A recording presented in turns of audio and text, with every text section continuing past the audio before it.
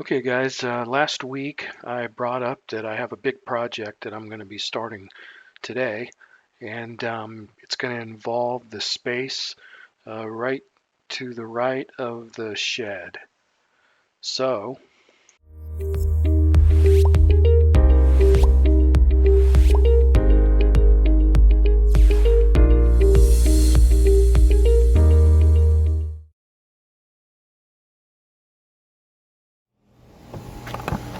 is I want to take that shed and I want to expand it, make it large enough that I can have a nice workshop back there. So that's my big project, and that's why I needed to move the compost pile away from it so I can expand to the left, maybe expand a little bit to the right, and the depth as well. I'll probably bring it forward though, rather than going towards the fence. So what does that have to do with this corner over here?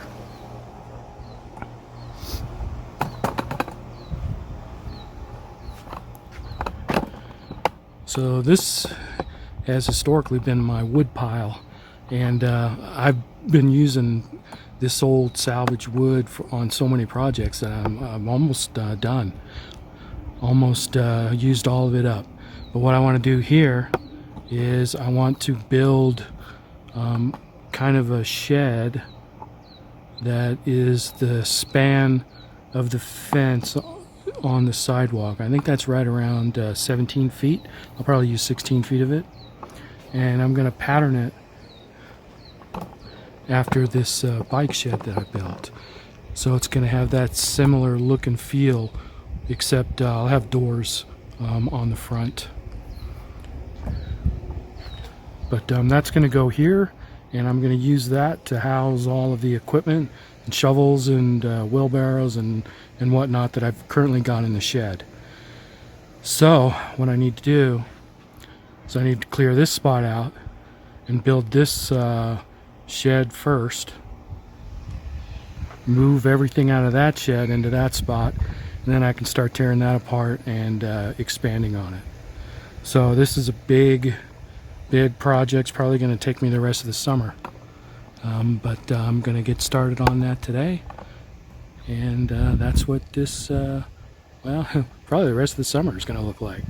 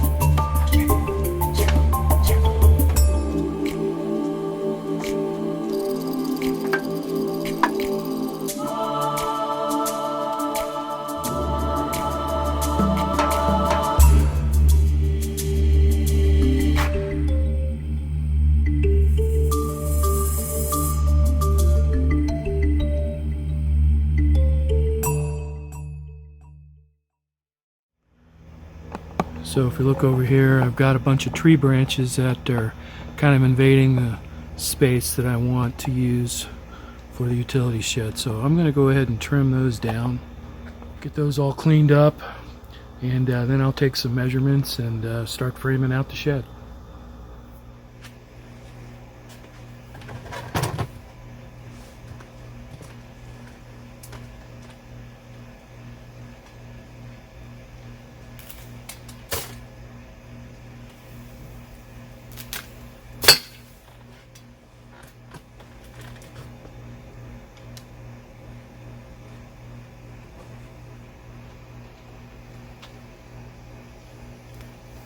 Okay, I took the measurements of this area, and it's 17 feet long and 55 inches deep.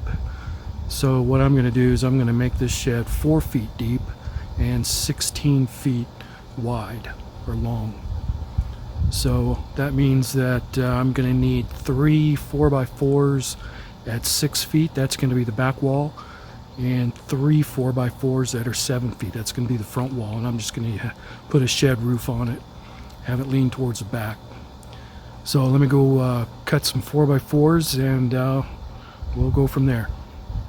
Well, I thought I had enough 4x4s to give me 3 6-footers for the back and 3 7-footers for the front.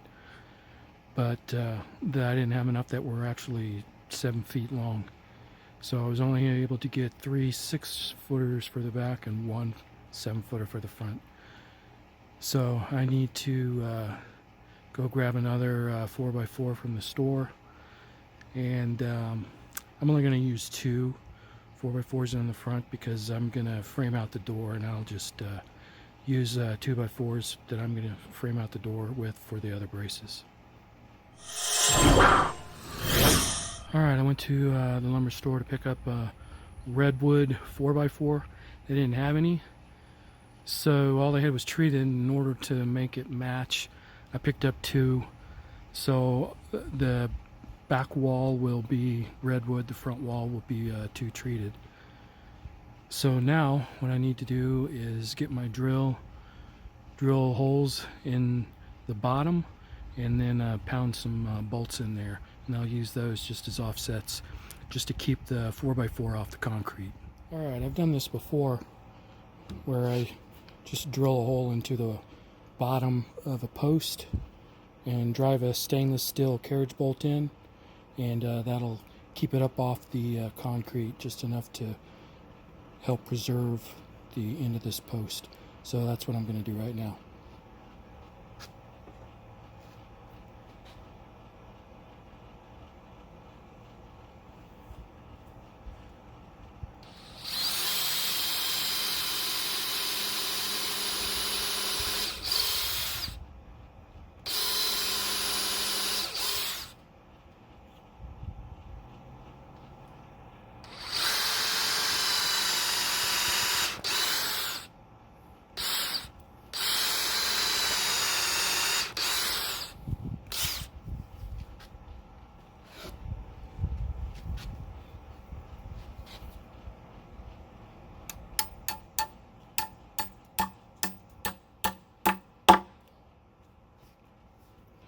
Just like that.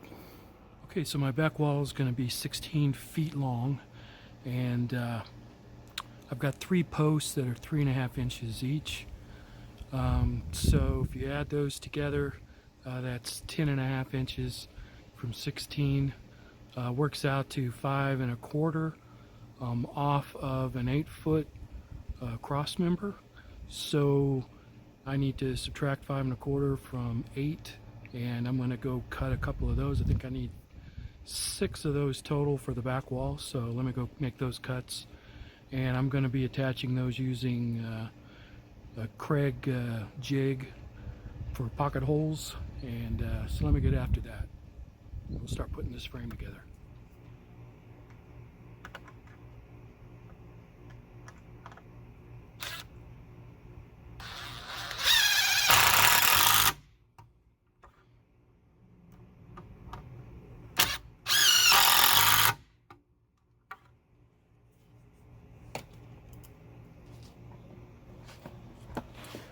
Alright, so what I've done here is I've put a 3/4 inch offset. So I'm going to lift it up that high off the concrete, and the reason I'm doing that is because this is not level. There's a steady slope downwards, and I lose about 3/4 of an inch over an 8-foot span.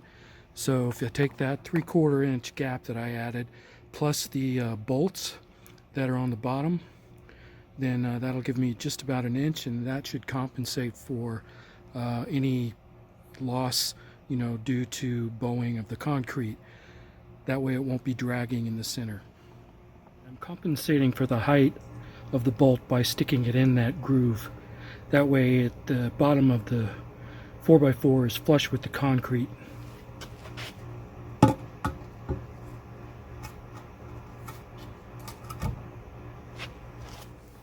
So I've got this end attached, and I've got it propped up there between some boards to hold it up. That way I can attach this nice and square.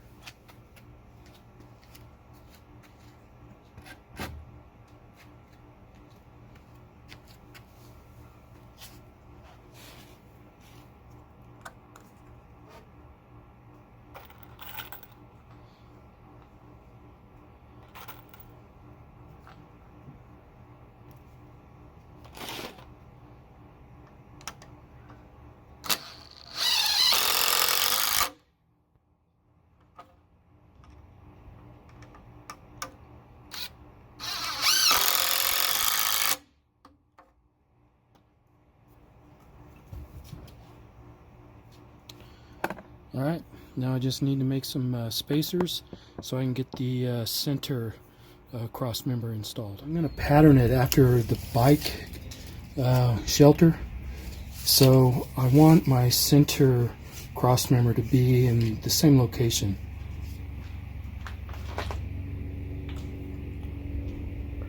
And that looks like 27.5. So I need to make my spacers 27.5, then I can get them in the right place. Alright, so I already had these spacers left over from doing the bike shelter, so I'm just going to reuse these. They're already cut to the right height.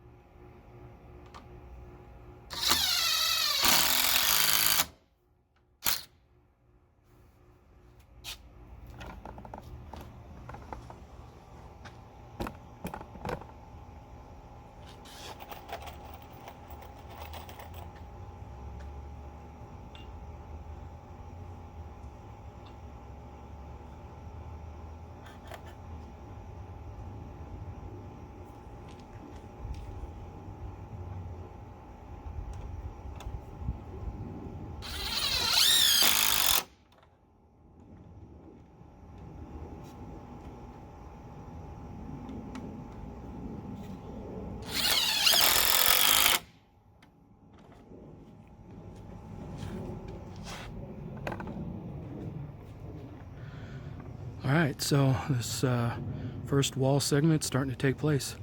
I just need to put the top brace on, and then I'll need to connect it to the second segment.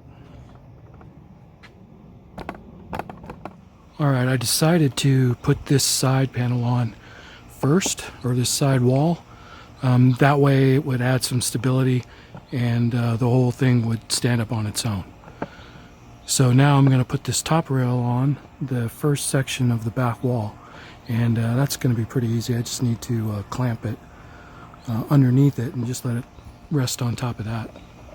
Alright, this looks like it's about as far as I'm going to get today.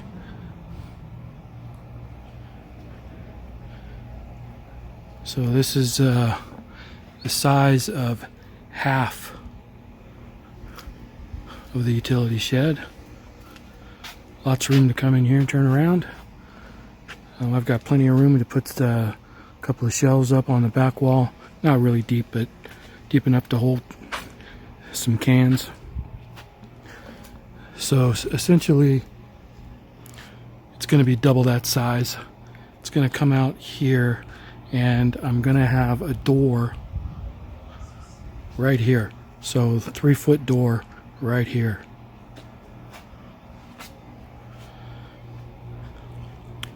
So that's about it. But before I go, I wanted to show you guys something over in the garden.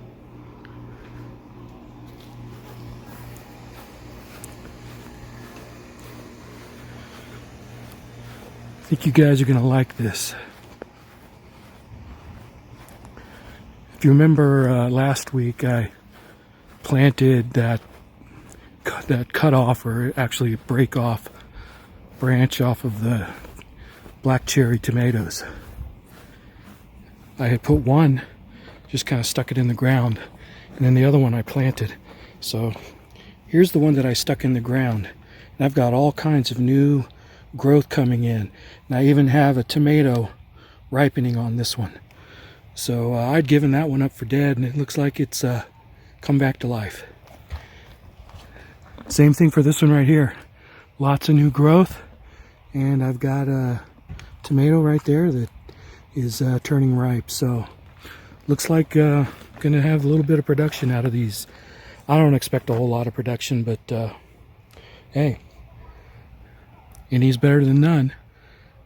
Good little experiment on whether or not you can just stick them in the ground.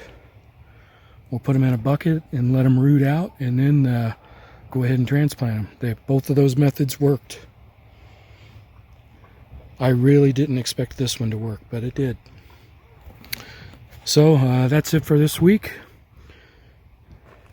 So I'll talk to you guys later.